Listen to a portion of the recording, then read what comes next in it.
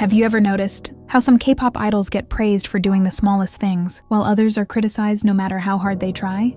And it's not always about talent. Sometimes it comes down to something much simpler: their looks. In K-pop, visuals have always been important. But what many people don't realize is just how much they influence everything, from screen time to popularity to opportunities, and even how idols are treated by fans. So in this video, we're going to talk about how K-pop idols are treated differently based on their looks, and why this is a bigger issue than it seems. It's important to say this clearly. Being a visual doesn't mean an idol is not talented. In fact, many idols like Jang Won-young and Karina are both incredibly hardworking and skilled. This video is not about blaming idols. It's about how the industry and audience sometimes treat idols differently based on appearance. In K-pop, there is an official position called the visual. This is the member considered the most attractive based on Korean beauty standards. For example, idols like Jang Won-young or Irene are often recognized as visuals and quickly gain attention from the public.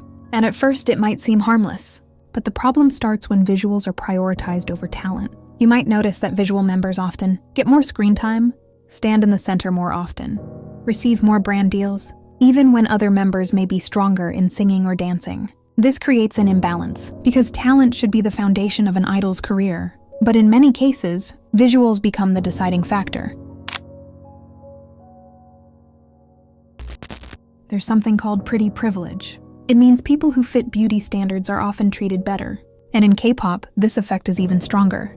Idols who match the standard gain attention more easily, go viral faster, are often praised more, even for simple moments. Meanwhile, idols who don't perfectly fit those standards, like Hwasa early in her career or Chaeryeong, have often faced heavy criticism despite their talent.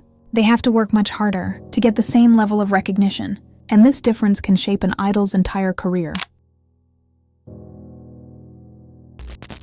But this difference doesn't just come from fans. It often starts with the companies.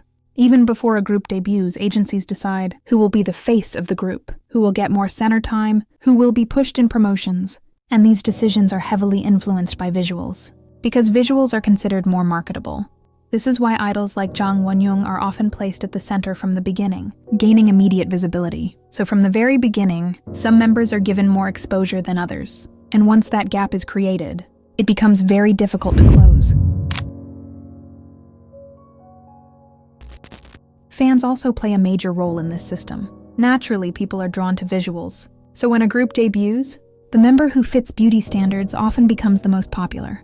This affects fan cams, social media engagement, overall visibility. Meanwhile, incredibly talented idols like Lily or Eumji may not go as viral as quickly, even though their skills are exceptional. And once one member becomes more popular, it creates a cycle. More popularity leads to more exposure, and more exposure leads to even more popularity. This system creates a lot of pressure. Idols feel like they have to constantly maintain a certain image. They are expected to follow strict beauty standards, maintain a certain weight, always look perfect on camera. Even idols like RM and J-Hope have spoken or been discussed in the past in relation to visuals and expectations early in their careers. And this pressure often starts at a very young age. For many idols, this affects their confidence, their mental health, and how they see themselves, because they are constantly being compared, not just for talent, but for appearance. Another important aspect is how beauty standards differ. International fans often appreciate uniqueness, individuality, personality, but in the Korean industry, the standards are still very specific. For example, certain facial proportions, very clear skin, a particular idol image. This is why idols like Hwasa have gained massive international love for their uniqueness, even when they were initially criticized domestically. So sometimes, an idol who is loved globally may not receive the same level of recognition in Korea. There are also clear double standards. Some idols, especially visuals, are praised even for small improvements. People say things like, "They've improved so much, they're surprisingly talented." Meanwhile, other members who have always been skilled, like Lily, who is known for her strong vocals, don't always receive the same level of recognition for consistency.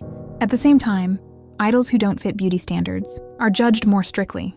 Their mistakes are noticed more, their efforts are often overlooked, Over time, this system creates long-term effects. Members who are pushed less receive fewer opportunities, gain less recognition, and are often remembered less by the public, while others continue to grow in popularity.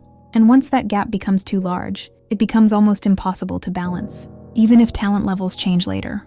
This is why early treatment matters so much, because it shapes the entire career of an idol.